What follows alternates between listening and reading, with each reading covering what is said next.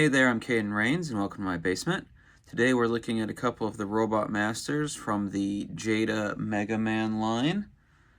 These are from Wave 1 and 2, which also included a Mega Man and then a Mega Man using the bomb power-up. I have base Mega Man, but he's not a villain, and I know, depending on the timeline, these guys aren't necessarily villains either, but they were bosses, so we're going to go with that. I don't have the Bomb Mega Man because it's mostly a recolor. He has a different face, but he's mostly a recolor. And then the two from Wave 3, which are Woodman and Bubble Man, they just came out somewhat recently as of the recording of this video, but they're also with the higher prices due to everything going on in the world, so I don't have them yet, and it may be a while because neither of them are my favorite Robot Masters. But let's go ahead and take a look at these four, and we'll do so in the order of their original Dr. Light numbers. So here is DNL003 Cutman, one of the original 8 Robot Masters, and a lot of people's first boss in the original Mega Man and its remakes. Just to get it out of the way, a lot of these figures, like 3 of the 4 today and some of the others, come with these stands. And these are meant to do their battle effects with. So you can set him up to throw this. I think of the ones we're going to look at today, this is the weakest version. Maybe if he came with 2 scissors, which they imply he does on the back of the box, but he doesn't. He comes with 1. But because he only has the 1, and I know they show him without this occasionally in the media, but usually he pulls off 1 and another pops up, or it boomerangs back so fast you barely see him without it. Regardless, it's there, you can set it up, whatever.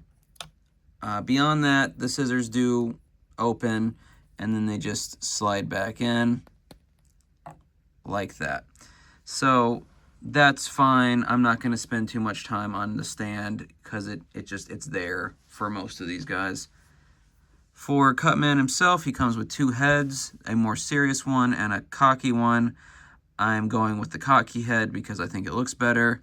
This one looks like someone just farted or he's about to, whatever, it doesn't matter. The point is, I don't think this one looks as good. It doesn't look bad, but I like the cocky head better. He defaults to 2 fists. That's what he comes with normally, but I think the open hand and the grabbing hand, I guess, even though you can't really grab anything with it, look better. It's supposed to be when he's throwing, because he open hands throws it, so you put the scissor there, blah, blah, blah. It's fine. I'm glad they came with extras, but it would have been nice if they were like more to actually grab his scissor to hold it before he throws it, but whatever. Looking at him, now if you're familiar with the Robot Masters for Mega Man, I think Jada did a really good job at pulling the design for all of these. They've got little details on the back and the joints and all that. So appearance-wise, these guys are pretty good so far of the 4 we're going to look at today. And I have looked at the Mega Man before, but he's boxed up somewhere, so it's going to be a while before we get to him. But visually, they're good. As for posing, you know, the wrists go both back and forth and around, and then so do the shoulders and the elbows. So that's great. They're a little, maybe it's because I just took them out, but they're a little stiff on mine. What I will say is, while the knees on the legs are bendable, because of these greaves that they all have on their legs, it does limit the posability to a certain degree. Not entirely. Like you can still make them pose if he wants to. There we go. But he's not a sumo, but we're gonna go with that. But whatever. So they pose, and it's not lacking. It's just because of the design, and this goes back to the original series, so it's not even like Jada could done much while keeping it faithful. That does limit it a little bit. More so with the feet than the legs, the knees themselves, because the feet can only go back and forth. And, you know, that's, again, the design. It would probably have to be a lot more expensive to make that more viable posing. But anyway, that is Cutman. I think as far as one of the original bosses of the series, they did a good job. I do wish he came with another scissor, but that is a minor complaint, really, when you're getting multiple heads, multiple hand sets, and a display piece for his attack animation, quote unquote. That's pretty good. So let's go from him to the next one. So here is DLN-005 Iceman, another one of the original bosses from the first Mega Man game. Likewise with Cutman, they did a really good job getting the design down, got a lot of little details, and, you know, he looks good. Visually, he stands out. His accessory with the stand is his ice blow, or what, I'm sorry, it's probably not what his attack is called, but he attacks by blowing out ice, so, or cold, or however you want to phrase it. So that's the way it's meant to be there. Adding on to that, he also comes with an alternate head, his being a surprised face, or at least it looks surprised to me. I'm going to stick with the angrier one. And he also comes with an open hand, very similar, if not the exact same mold to Cutman's left hand, but also a more cupped hand for his right one. And that's because sometimes, or maybe most of the time, when he's shown blowing his ice, he would have the cup hand like that. I'm just going to keep the fists because I like this pose I've got him in. So we're going to stick with that. Because the original Robot Masters shared a lot of design elements, there's not going to be a lot more to say as far as his like posability. He doesn't have the chest version, the maneuverability that Cutman had, but that wasn't like drastic. Otherwise, his arms and legs are pretty much the same. So, you know, you can get the same amount of maneuverability as Cutman and most of the others we're going to look at today. Put up your dukes. But on the whole, looks good, poses well. I think the accessory works better with this one than it did for Cutman. And yeah, so that's cool, as they say. Now let's go on to the next one. So here is DLN-007 Fireman. This is probably the favorite I have of this batch. I think he's the coolest looking, and I believe his accessory works the best out of any of them. So it is his Firestorm attack, and it makes sense because his fire doesn't go out when he launches it. At least not anytime I remember. If someone wants to drop a shot somewhere down below of him shooting a fire and it going out to prove me wrong, go for it. But like the others, it looks pretty good. And like I said, it's the same stand, but it's a different fire accessory. And I think it's, of the ones we've seen so far, this is the best use of it, IMO. He's also got an alternate head like the others. It kind of looks like a worried face to me, maybe surprised, but it doesn't do it for me, so I won't be using it. Now, because Fireman doesn't have hands, he doesn't have, you know, multiple hand sets. He does have two different flames, and they both just pop out, so you can put either one in either hand or arm, at the end of either arm. And the one on his head also is removed, so I guess you could put that in one too. But it only comes out so you can put it in this one. So at least I'm going to keep it like that. Same basic maneuverability as the others.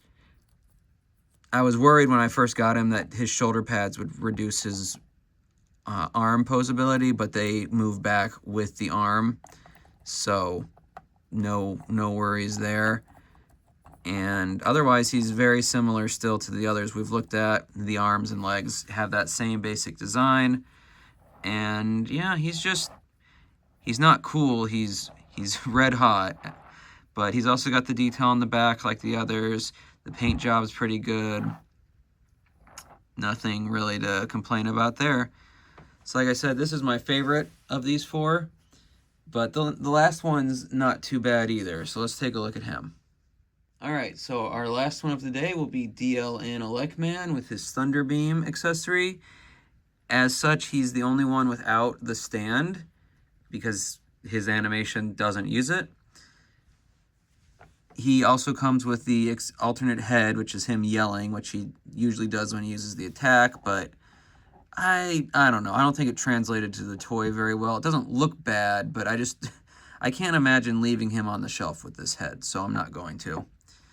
He does come with the standard fists that most of them do outside of Fireman, but I much prefer the thumb up or down of this hand, and then he's got a pointer finger on this one, which is where you put the attack, which kind of slides on and off. It's not easy. It doesn't want to do it really easily to come on and off, but it does. You just got to kind of force it. It is just like translucent rubber plastic, so it does. But this is I've always kind of seen him as a cocky character. Get back on there. Comes off better than it goes on. But so this is, I could see him posing like, I'm number one, electric, while giving you the thumbs down.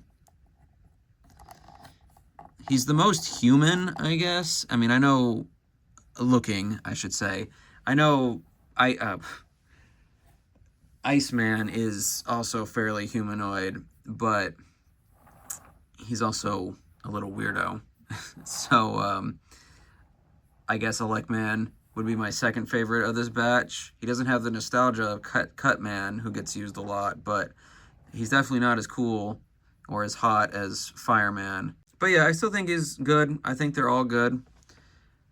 I don't have a problem with any of them. I do have a problem that the newer ones have gone up in price, and I know that's not solely Jada doing that, but I also think they put it up more than they should have, and that's another discussion.